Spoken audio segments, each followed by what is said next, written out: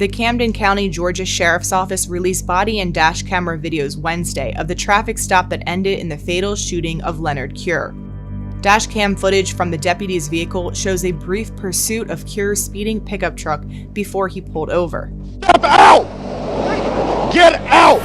Get out! Put your hands back here. I ain't doing it. Watch me now. Put your hands on the back of that truck. Either put your hands behind your back or you're getting tased. I'm telling you that right now. Why am I getting tased? Because you are under arrest for speeding and reckless driving. I'm not driving. Nobody was hurt. How was I speeding? You passed me doing 100 miles an hour. Okay, so that's a speeding ticket, right? Sir, what? Am I going hands to jail? behind your back. Yes, you are going to jail.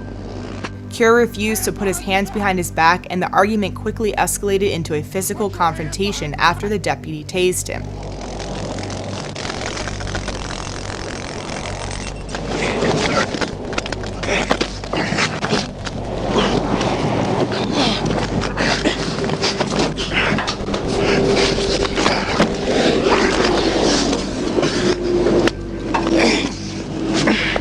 Yep.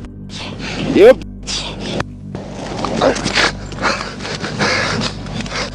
Stay down! Stay down! The confrontation ended with the deputy firing his weapon and fatally injuring Cure. Camden, shots fired! Shots fired, Camden! Stay down! Do not get up! Stay down! In April of 2020, Cure was exonerated and released from prison 16 years after being wrongfully convicted for armed robbery in Broward County, according to court documents. Hey, you look at me. You ain't going no damn where.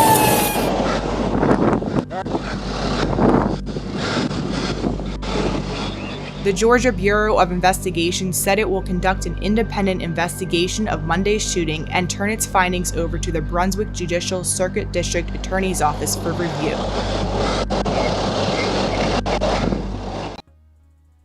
Let's rock on the mic.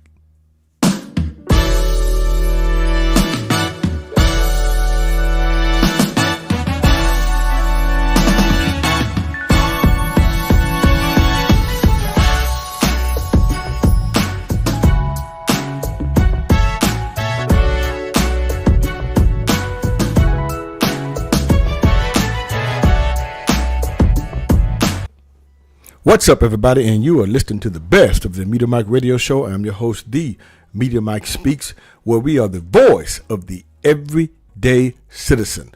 The time is now 23 minutes past the hour here in the Lone Star State, so let's get to it before it's too late. All right, good people. This has been buzzing around the country here, and I wanted to share some light on this because this goes both ways, and it could have ended differently. But it didn't. So I'm going to try to be unbiased here. So let's take a look here. As you saw in the video, what happened, which was a tragedy. And this is starting to happen a bit too often here. African-American, overzealous cop, Caucasian, or African-American police officers, so. As you saw in the video, yeah, we had a struggle, we had a situation. But I want to bring to you the attention of Mr. Leonard Cure. Now, just in case you didn't know about Mr. Cure, he spent 16 years in prison for a crime he did not commit. Yeah. And I can imagine, unimaginable, what that was like. He spent 16 years after he was wrongfully convicted in the armed robbery of a Walgreens in Broward County in 2003. Now, the Innocence Project, helped him with this case. Now, here's the thing. The first jury deadlocked, and another jury convicted Cure, which I think it was very unfair. I think you had an overzealous prosecutor at that time. Because with the evidence they had, I guess they just didn't want to believe that he didn't do it. Now, this was down in Florida, Well, he had previous offenses in Florida, and I think they used that. He got life because he had those previous offenses. And was that fair to use against him? No. Now, the thing is, let me tell you how he was exonerated here. What the conviction review unit found was an ATM receipt proved that Mr. Leonard Cure, was miles away from the scene at the time of the robbery. And that area photos, a whole bunch of photos that were shown to the victim, contained multiple photos of Cure. So the police, I would allegedly say, they kept showing the victim these receipts to entice the victim to pick Cure as the perpetrator.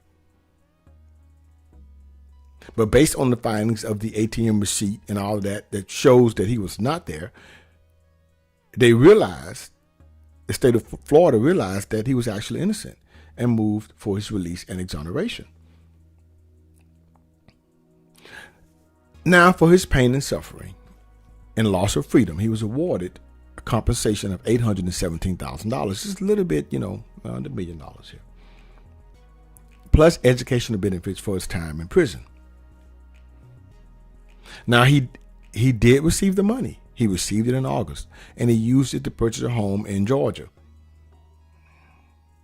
And he had been called to speak with high school students about the wrongful conviction, on wrongful conviction day, which I thought was great. Until this happened, as you saw in the video. Now we're gonna do a small recap here. I'm gonna do just a bit of a recap about what went on, as you saw here. He was 53 years old. He was shot and killed Monday by Camden County, Georgia Sheriff Deputy Sergeant Buck Aldrich. As you saw, he was speeding on Interstate 95.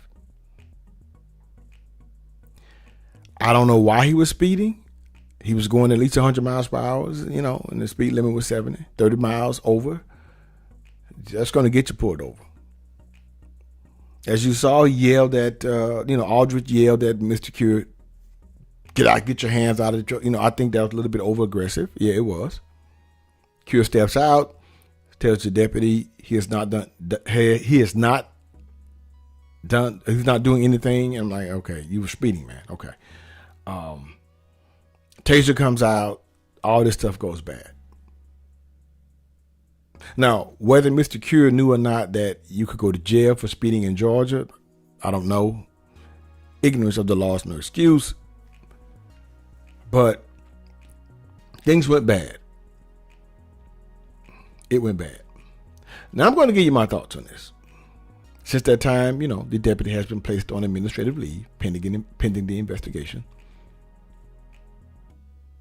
As you saw, Mr. Crump, he says his time in prison, most likely he suffered from post-traumatic stress disorder, and it likely sparked when Aldrich told him he was going to be arrested in jail. Something was clearly wrong in this situation. I watched it extensively. Something was wrong here.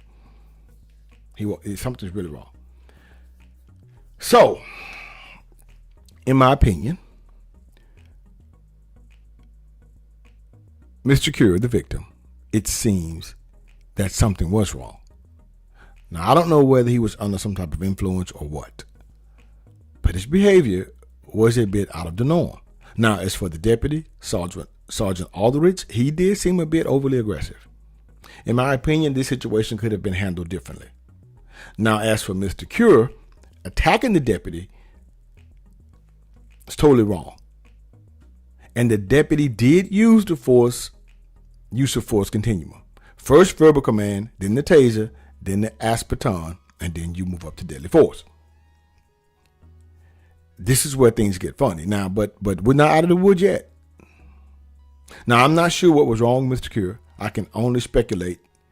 It may have contributed to the 16 years of being incarcerated, as Mr. Crump stated. And despite the receiving of close to $1 million, Mr. Cure chose to speed at an excessive 100 miles per hour on a busy intersection. I don't understand that. But that doesn't excuse the overly aggressive behavior of the Deputy Aldrich, who had previously been fired from another department for using too much force. So apparently, Mr. Aldridge has some degree of anger issues of upholding the law. So, which brings the issue of mental illness, as you see in the thumbnail. Now, Deputy Aldridge could have approached this traffic stop with more tact and professionalism, and most likely could have done a field sobriety test to find out if Mr. Cure was under some form of influence. Yes. Because after looking at that video, good people, it was something wrong with Mr. Cure. He points to the ground. He said, "Now watch me now." And I don't know what all that's about. That's unusual behavior.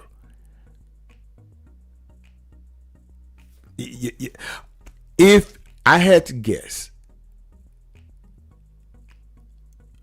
my professional opinion, he was under some type of influence. Now, I don't know what's going to happen with the toxicology report. I don't know. I could be wrong. But you're speeding and you're acting strangely and you're talking to yourself. You're pointing to the ground saying, "Watch me." It's I don't know. If it was flashbacks from prison, I don't know. But that's not normal. Now, as far as Deputy Aldridge, he could have saw that and said something is not right. "You okay, sir?" He could have said, "Are you all right? You have anything to drink?" And he could have called for backup. Said, "Yeah, this is not, something's a little off here. Step over this side here out of the traffic." He could have done things that way. But he didn't. It wasn't until after Mr. Cure was tased is where he became overly aggressive. Now, was Mr. Cure wrong saying he was not going to jail? He was not going to, you can't say that. You're not in control at this point. But it's sad that after all Mr. Cure endured, due to his wrongfully being convicted, it seems that he could not escape the mental bondage that continued to imprison him. Allegedly, that is. Either way, it wound up costing him his life. Give me your thoughts on this, good people. Let me know what you think about this. Until next time, this is your guy, Mr. Educator, Mr. Communicator, Mr. Free Thinker. Subscribe, share, and like to keep me rocking on the mic. Have a good night. Understand you soon, it won't be long. Keep on, keep running.